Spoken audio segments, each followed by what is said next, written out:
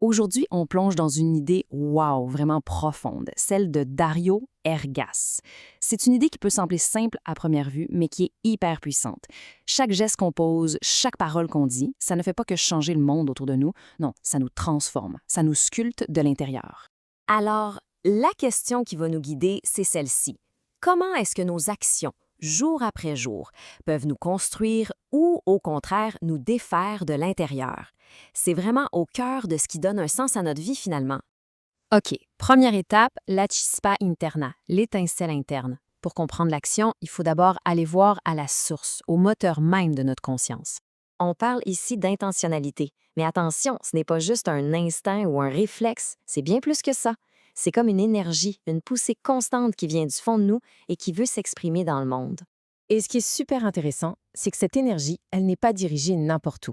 Sa cible principale, c'est les autres. Fondamentalement, cette pulsion est sociale. Elle nous pousse à connecter, à interagir. Bon, deuxième partie, el mapa de l'action, ou la carte de l'action. On a l'impulsion, mais comment ça devient une action concrète, comme prendre son téléphone ou dire un mot? C'est ce mécanisme qu'on va regarder. C'est un processus en 3 temps, super simple à comprendre. D'abord, il y a l'intentionnalité, l'impulsion. Ensuite, ça se transforme en une image mentale, un genre de plan. Et finalement, l'action se produit. C'est fou quand on y pense, non? Chaque geste, même le plus banal, a d'abord été une image dans notre tête. Ces images-là, c'est littéralement le GPS de notre esprit, qui dit au corps où aller et quoi faire.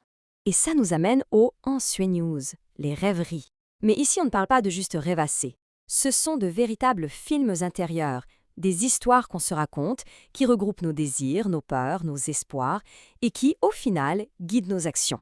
Troisième point, l'action et son écho. Et là, on arrive au cœur du réacteur. C'est ici qu'on découvre l'idée la plus forte. Une action, ce n'est jamais à sens unique. L'idée est simple, mais tellement puissante. Toute action est un boomerang. Elle part de nous, elle va changer quelque chose dans le monde, mais elle revient toujours. Et en revenant, elle nous change nous-mêmes. Elle laisse une trace en nous. OK, ici, il faut bien faire la différence entre deux choses. Il y a la sensation du moment, plaisir, douleur, ça c'est passager. Mais il y a aussi l'écho, l'expérience qui s'accumule dans notre mémoire à long terme. C'est cette accumulation qui crée un sentiment d'unité ou de contradiction. Et pour décrire ce qui se passe quand une action crée ce malaise interne, Ergas utilise une image géniale. Il parle d'une petite égratignure, comme une piqûre de moustique dans l'esprit.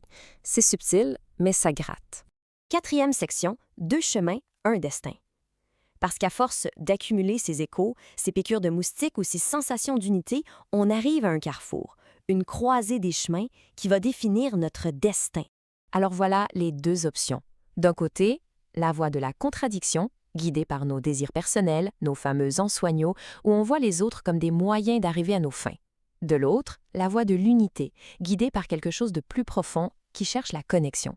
Mais c'est quoi ces significados, ces significations profondes? Ce ne sont pas des désirs personnels. Pensez-y plutôt comme des élans qui viennent du plus profond de nous, des élans vers l'amour, la compassion, la liberté, des choses universelles.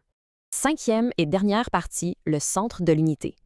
OK, alors qu'est-ce qui arrive si on choisit cette voie de l'unité? La récompense est une transformation profonde de la conscience elle-même. Les bénéfices sont assez incroyables. On ne parle pas juste de se sentir mieux, non. On parle de la formation d'un centre interne stable. C'est comme construire un nouveau pilier à l'intérieur de soi qui change complètement notre vision du monde. Alors, pour tout ramener ensemble, voici la grande idée. L'action, pour être complète, cherche son sens. Et ce sens, on le trouve où? En connectant avec cette partie intemporelle et profonde de nous-mêmes. Mais ça ne s'arrête pas là. La boucle est bouclée quand on connecte cette profondeur en nous avec la profondeur qui existe aussi chez les autres. Et ça change tout. Ça veut dire que la fameuse règle d'or, traiter les autres comme on aimerait être traité, ce n'est pas juste une question de morale. Selon cette théorie, c'est le mécanisme même de notre propre transformation. C'est la clé de l'éveil. Alors la question qui reste, c'est quelle action allons-nous choisir aujourd'hui?